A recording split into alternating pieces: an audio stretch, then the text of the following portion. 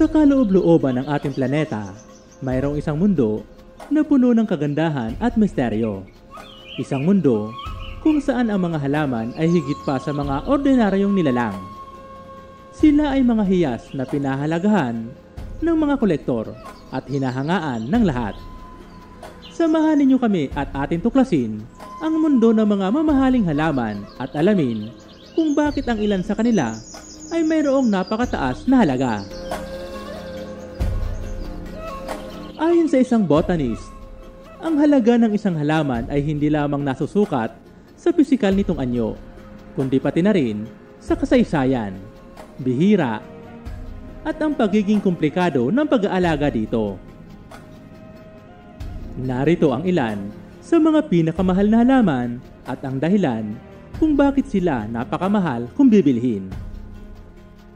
Variegated Monstera deliciosa.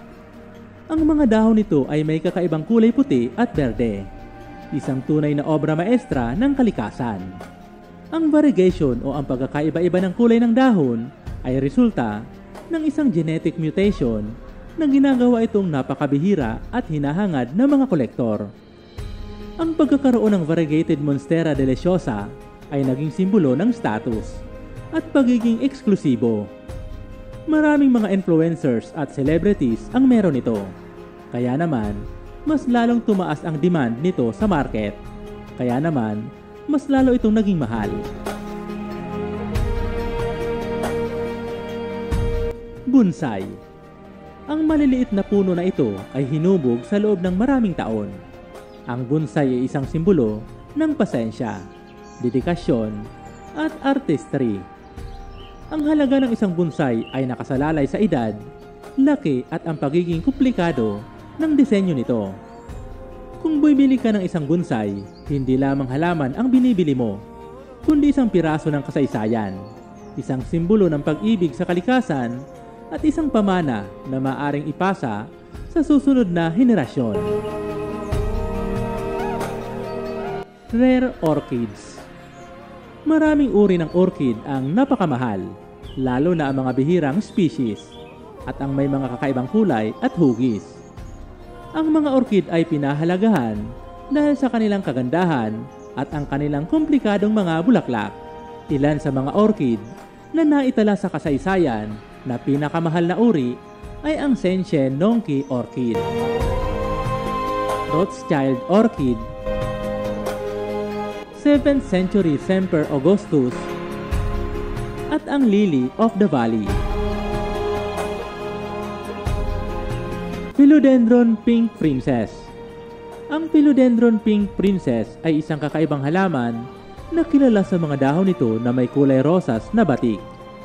Dahil sa kulay ng mga dahon nito, kaya naman kapansin-pansin ang ganda ng halamang ito para sa mga may hilig sa halaman. Ilan sa dahilan kaya ito ay mahal ang presyo dahil sa mabagal ang paglaki ng halamang ito. Maraming tao ang nagnanais na magkaroon nito, kaya naman mataas ang demand para sa halamang ito na nakadaragdag sa pagtaas ng presyo dito. Alocasia aslaniae. Ang Alocasia aslaniae ay isang napakagandang halaman na may kakaibang kulay na nagbibigay sa kanya ng napakataas na halaga sa merkado. Ilan sa mga katangian na nagpapataas ng presyo nito ay dahil sa hindi gaano ito karaniwan na halaman kumpara sa ibang uri ng halaman. May kakaibang kulay tsokolate at makintab na mga ugat na kulay ube ang mga dahon nito. Ang kakaibang kulay na ito ang isa sa pangunahing dahilan bakit napaka-attractive ito na halaman at itinuturing ito na collector plant. Habang patuloy nating tinutuklas ang mundo ng mga exotic na halaman, tandaan natin na ang mga ito ay hindi lamang mga produkto, kundi mga buhay na nilalang. Sa pamamagitan ng pagpapahalaga sa kanilang kagandahan at pag-unawa sa kanilang halaga, masisiguro natin na ang mga susunod na henerasyon ay magkakaroon din ng pagkakataon na mamangha sa mga kamanghamanghang likha ng kalikasan. May alam ka bang mahal na halaman na hindi namin nabanggit sa video na ito?